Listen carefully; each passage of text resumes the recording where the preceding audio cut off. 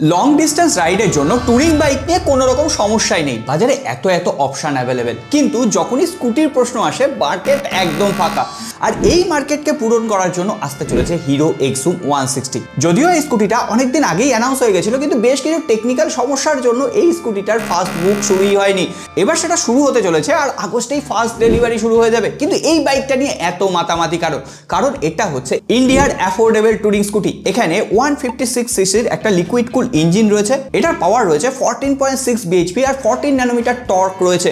এছাড়াও এখানে dual channel ABS, 14 ইঞ্চি block pattern tyre, এর সঙ্গে সঙ্গে স্মার্ট কি উইথ রিমোট ইগনিশনও অ্যাভেলেবেল। সুতরাং একদম টেক লোডেড। তার উপরে টুরিং করতে বেরিয়ে রাস্তা খুঁজে না পেলে টার্ন বাই টার্ন নেভিগেশন ফিচারও রয়েছে, গার্লফ্রেন্ডকেও খুঁজতে সাহায্য করবে অনেক সময়। এই স্কুটারটার দাম হবে 1,48,000 টাকা এক্স শোরুম প্রাইস। সো তোমরা কি কেউ লং ডিস্টেন্স টুরিং এর জন্য স্কুটিকে প্রেফার করবে, নাকি তোমাদের কাছে মোটরসাইকেলই বেস্ট? অবশ্যই কমেন্ট করে লিখে জানাও। আর হ্যাঁ, ফলো আস।